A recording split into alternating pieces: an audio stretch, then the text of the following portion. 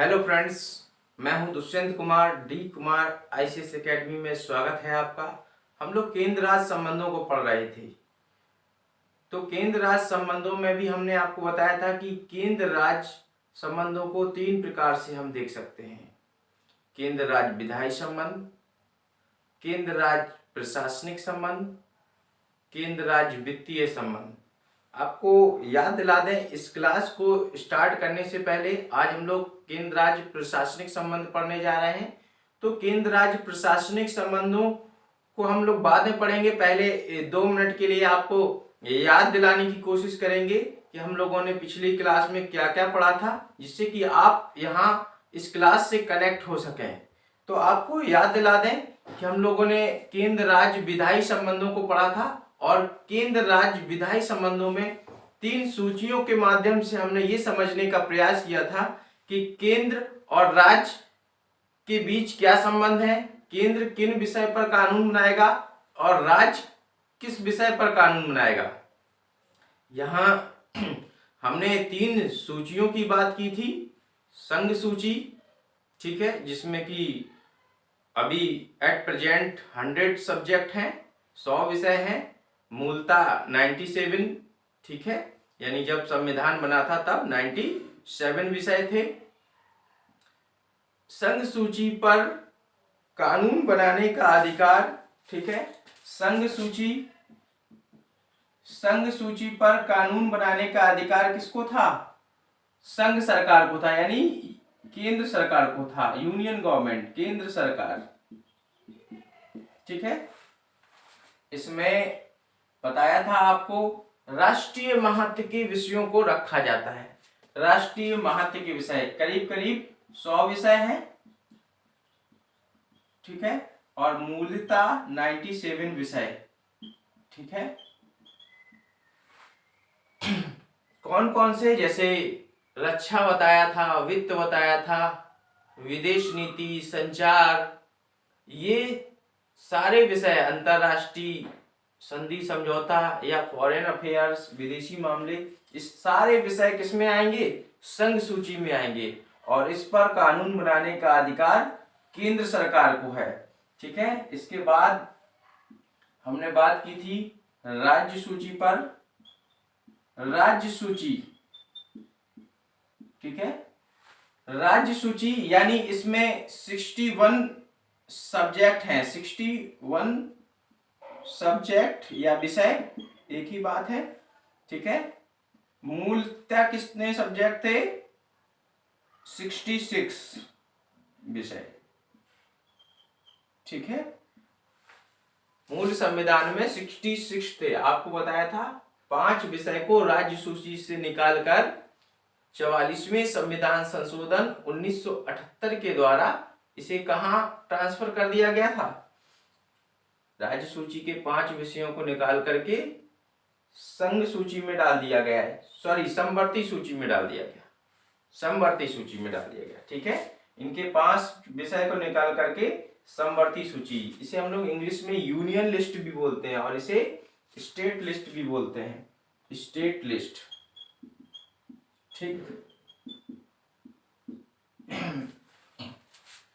इसके बाद बताया था कि यहाँ पर जैसे सिंचाई है, मनोरंजन है और आपका वाणिज्य व्यापार है, ठीक है, ये सारे विषय, इन पर कानून बनाने का अधिकार किसको है? राज्य को है, राज्य सरकार को है, ठीक है।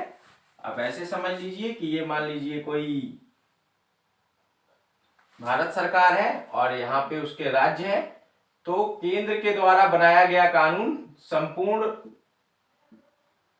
देश में लागू होगा, ठीक है। और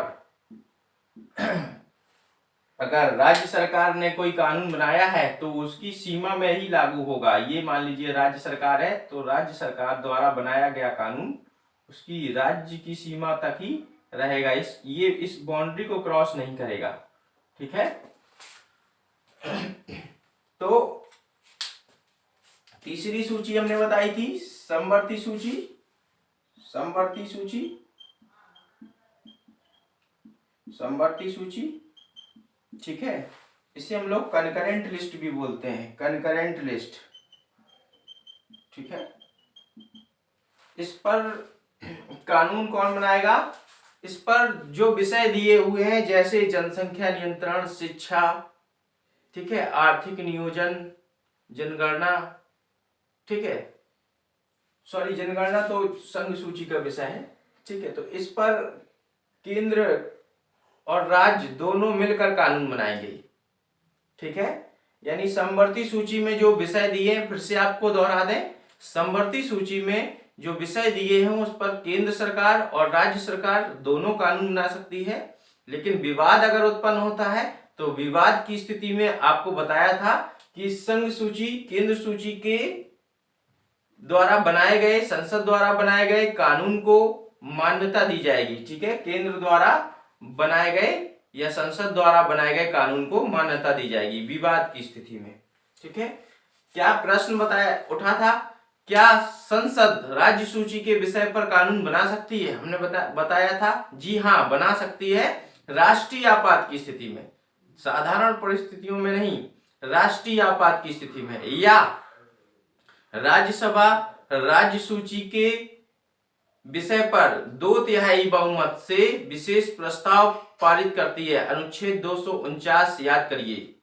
ठीक है, राज्यसभा राज्य सूची के विषय पर विशेष बहुमत से संकल्प पारित करती है तो संसद को कानून बनाने का अधिकार प्राप्त हो जाता है। तो संघ सूची के विषय पे तो कानून बना ही रही है, राज्य सूची के विषय पर भी बना सकती है विवाद की स्थिति में। ठीक है, संघ सूची यानी केंद्र सरकार को मान्यता दी जाएगी, प्राथमिकता दी जाएगी।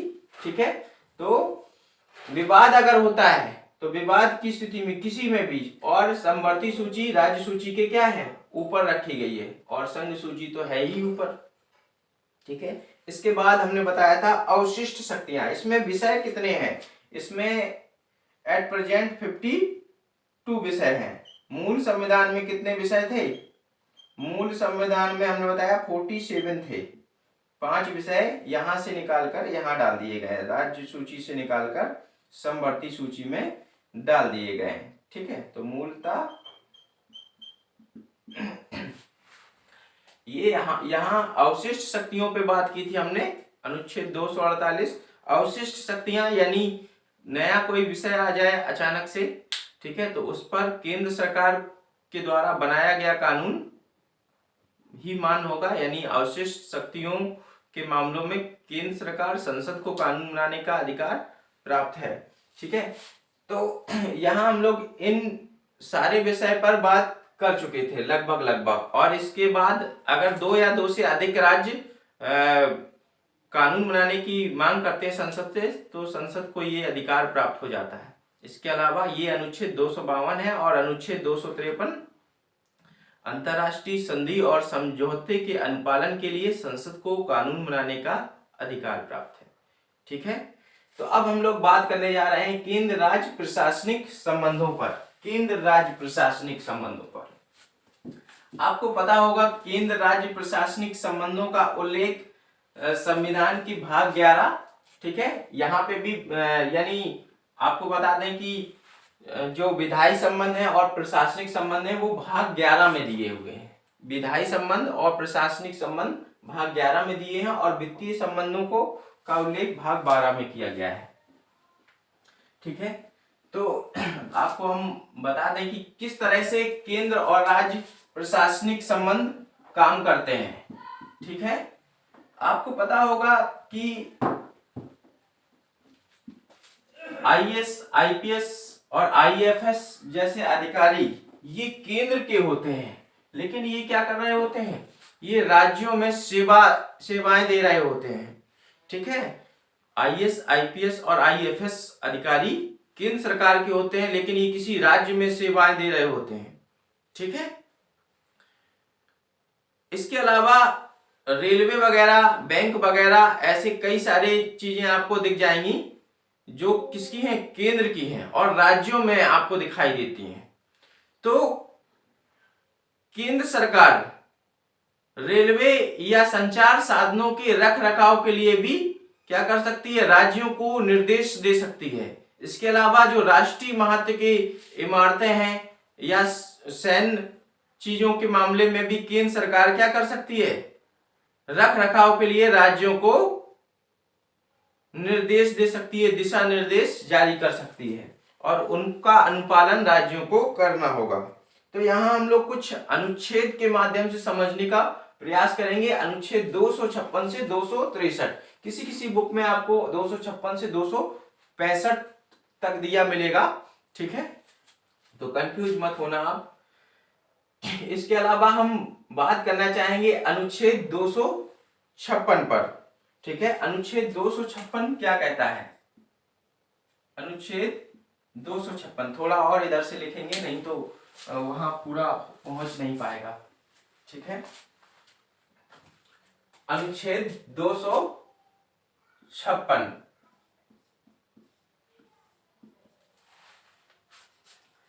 अनुच्छेद 256 क्या कहता है आपको बता दें। अनुच्छेद 256 कहता है कि राज्य अपनी कार्यपालिका शक्ति का प्रयोग इस तरह से करेगा जिससे संसद द्वारा बनाई गई विधियों का अनुपालन हो सके, ठीक है। राज्य, प्रत्येक राज्य, यहां हम लिखे दे रहे हैं आपको, प्रत्येक राज्य अपनी कार्यपालिका शक्ति का प्रयोग, प्रत्येक राज्य अपनी कार्यपालिका शक्ति का प्रयोग, प्रत्येक राज्य अपनी कार्यपालिका शक्ति का प्रयोग इस प्रकार करेगा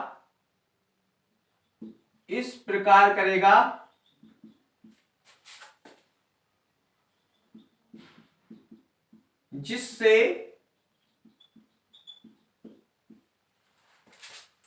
संसद द्वारा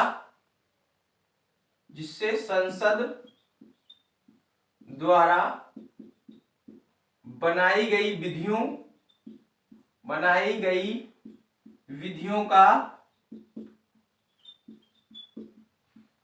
विधियों का अनुपालन हो सके। ध्यान दीजिए, प्रत्येक राज्य अपनी कार्यपालिका शक्ति, ठीक है, दो कार्यपालिकाएं बताई थी, संघीय कार्यपालिका जिसका प्रमुख राष्ट्रपति होता है, ठीक है, संघीय कार्यपालिका, ठीक है, याद करिए अनुच्छेद 53 और 52 में बताया था, 52 में बताया था कि प्रत्येक यानी भारत का एक राष्ट्रपति होगा और संघ की कार्यपालिका शक्ति राष्ट्रपति में निहित होगी, ठीक है। हमने बताया था भारत का एक राष्ट्रपति होगा अनुच्छेद 52 में, और फिर 53 यानी 53 में बताया था कि संघ की कार्यपालिका शक्ति राष्ट्रपति में निहित होगी। इन द सेम वे राज्यों के लिए बताया था 153 154 राज्यपाल के लिए, प्रत्येक राज्य में एक राज्यपाल होगा और राज्य की कार्यपालिका शक्ति राज्यपाल में निहित होगी, ठीक है। याद कीजिए संघ की कार्यपालिका में कौन कौन आता था, तो राष्ट्रपति, उपराष्ट्रपति, प्रधानमंत्री, मंत्रिपरिषद, महान्यायवादी। इसी प्रकार से राज्य की कार्यपालिका में कौन कौन आता है ये भी आपको बता दें कि आपका मुख्यमंत्री, राज्यपाल और उनकी मंत्रिपरिषद और महाअधिवक्ता। तो ये जब क्लियर होगा तब आप कार्यपालिका समझ पाएंगे। राज्य अपनी कार्यपालिका, ठीक है, प्रत्येक राज्य अपनी कार्यपालिका शक्ति का प्रयोग इस प्रकार करेगा जिससे संसद द्वारा बनाई गई विधियों का अनुपालन हो सके, ठीक है। इसके बाद हम लोग 257 देखेंगे, ठीक है, 257। देखिए, देखने में आपको अनुच्छेद 256 257 एक जैसे लगेंगे, लेकिन थोड़ा सा ध्यान दीजिएगा आप, ठीक है, मैं बताऊंगा। यहां पे कहा गया प्रत्येक राज्य अपनी कार्यपालिका शक्ति का प्रयोग इस प्रकार करेगा जिससे संसद द्वारा बनाई गई विधियों का अनुपालन हो सके। और 57 में कहा गया, 257 में कहा गया है कि प्रत्येक राज्य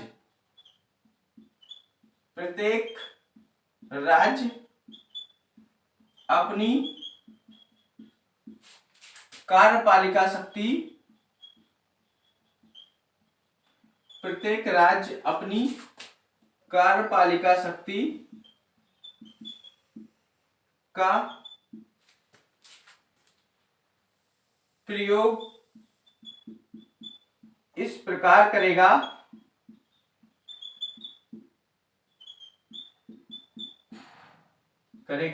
जिससे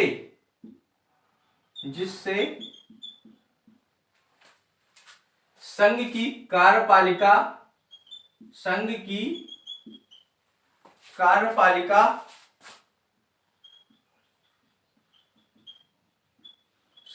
कार्यपालिका शक्ति में बाधा उत्पन्न ना हो, अड़चन ना हो। ठीक है, यहां ये शब्द बहुत इंपॉर्टेंट रखा है, बाधा ना हो। ठीक है, बाधा, ध्यान दीजिए, देखने में एक जैसा लग रहा है। प्रत्येक राज्य अपनी कार्यपालिका शक्ति का प्रयोग इस प्रकार करेगा जिससे संसद द्वारा बनाई गई विधियों का अनुपालन हो सके। ठीक है, अगर संसद कोई कानून बनाती है तो राज्य उसका क्या करे, अनुपालन करवाए। और यहाँ पे संसद अगर कोई कानून बनाती है तो राज्य ऐसा कोई कानून ना बना दे या गंभीरता से उसे लागू करवाए स्टेट में। ठीक है, तो प्रत्येक राज्य अपनी कार्यपालिका शक्ति का इस प्रकार प्रयोग करेगा जिससे संघ की कार्यपालिका शक्ति में बाधा उत्पन्न ना हो। अगर केंद्र में कोई दूसरी सरकार है, राज्य में कोई दूसरी सरकार है, तो दिक्कत हो सकती है। इसलिए संविधान ने, हमारे संविधान निर्माताओं ने ये स्पष्ट कर दिया है जिससे केंद्र और राज्य आपस में लड़े ना, उनमें विवाद की स्थिति क्रिएट ना हो। अब हम लोग अनुच्छेद 258 देखेंगे। ठीक है, प्रत्येक, यानी इसमें कहा गया है अनुच्छेद 258 के अधीन राष्ट्रपति राज्य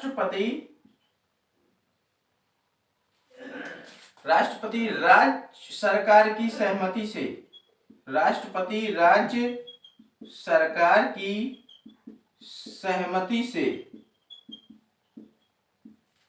राष्ट्रपति राज्य सरकार की सहमति से उस राज्य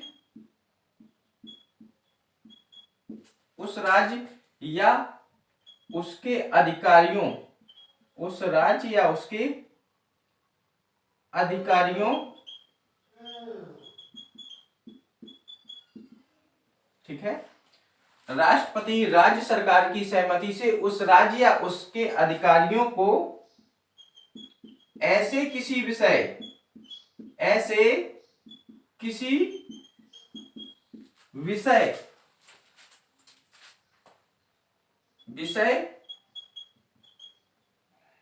से संबंधित, ठीक है, राष्ट्रपति राज्य सरकार की सहमति या उस राज्य, ठीक है, उस राज्य या उसके अधिकारियों को ऐसे किसी विषय से संबंधित कृत्य सौंपेगा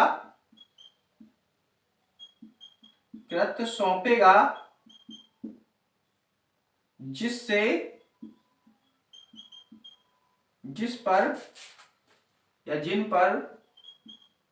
पर या जिन पर संघ की कार्यपालिका शक्ति का क्या है, विस्तार है। जिन पर संघ की कार्यपालिका शक्ति, जिन पर संघ की कार्यपालिका शक्ति का विस्तार है, संघ की कार्यपालिका शक्ति का विस्तार है।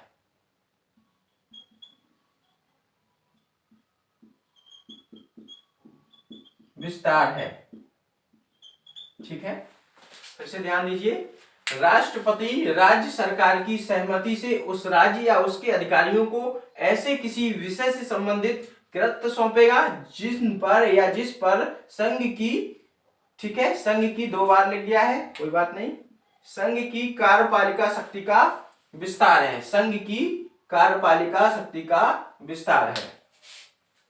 ठीक है, यहां पे हम लोग अनुच्छेद 258 का या ए देखेंगे, एक ही बात है, अनुच्छेद 258 ए, ठीक है, या 258 का इसमें राष्ट्रपति की जगह क्या करना है, राज्यपाल करना है। राज्यपाल राज्य सरकार की जगह क्या करना है, भारत सरकार कर देना है। राज्यपाल भारत सरकार की सहमति से उस सरकार, ठीक है, उस सरकार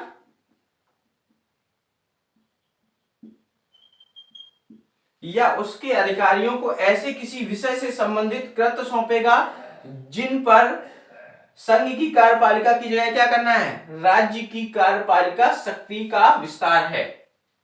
ठीक है, फिर से ध्यान दीजिए, राज्यपाल भारत सरकार की सहमति से उस सरकार या उसके अधिकारियों को ऐसे किसी विषय से संबंधित कृत्य सौंपेगा जिन पर राज्य की कार्यपालिका शक्ति का विस्तार है।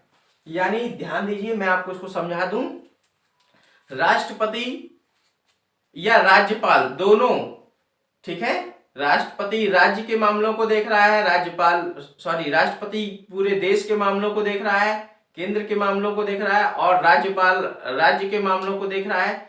तो राष्ट्रपति क्या करेगा, राष्ट्रपति राज्यों में उस सरकार की सहमति से कोई ऐसा काम दे देगा, ठीक है, लेकिन सहमति से, ठीक है, जो आवश्यक हो, जिससे संघ की कार्यपालिका शक्ति का विस्तार हो, या जिन मामलों में संघ की कार्यपालिका शक्ति से संबंधित विषय दिए गए हैं।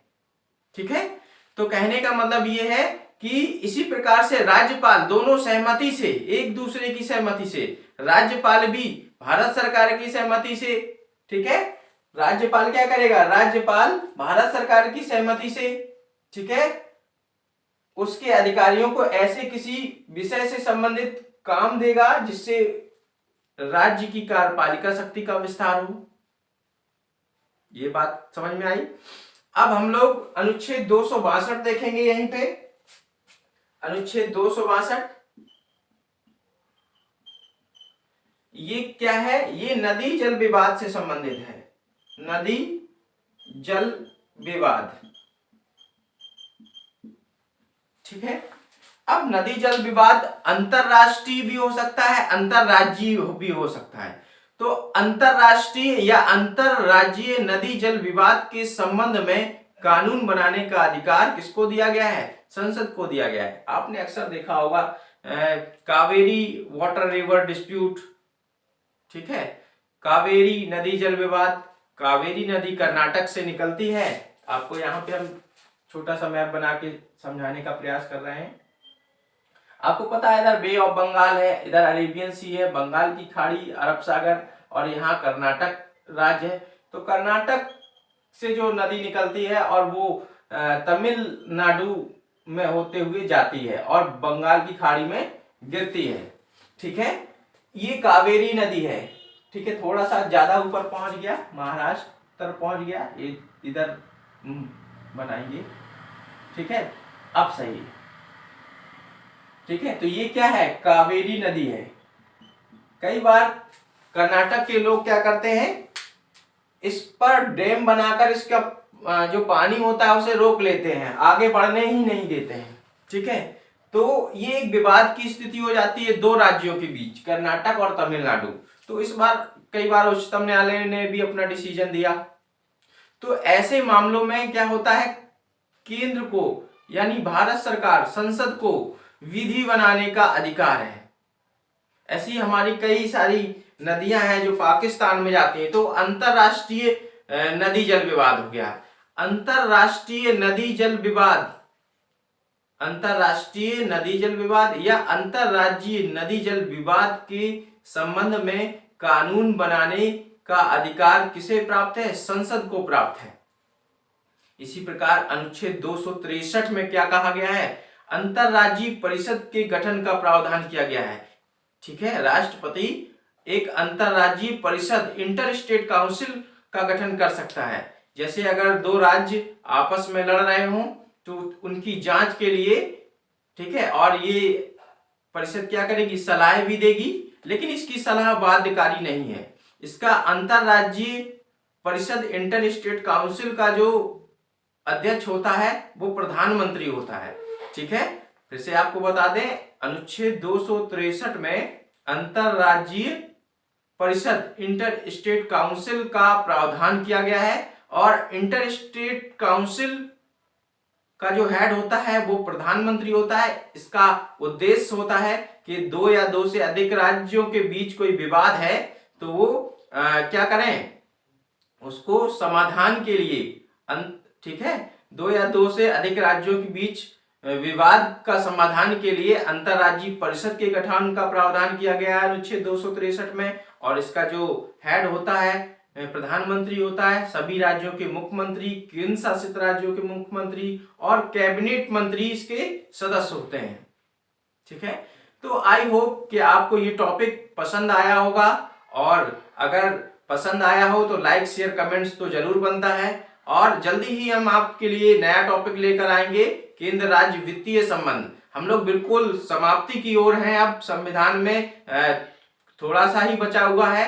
ठीक है, बहुत ज्यादा चीजें नहीं बची हैं। हम लोग फंडामेंटल राइट और आपका डीपीएसपी, ठीक है, ये पढ़ेंगे, पंचायती राज को देख लेंगे। इसके अलावा कुछ संविधान के बेसिक फीचर है, यानी 5-6 क्लास में ये क्लियर हो जाना चाहिए।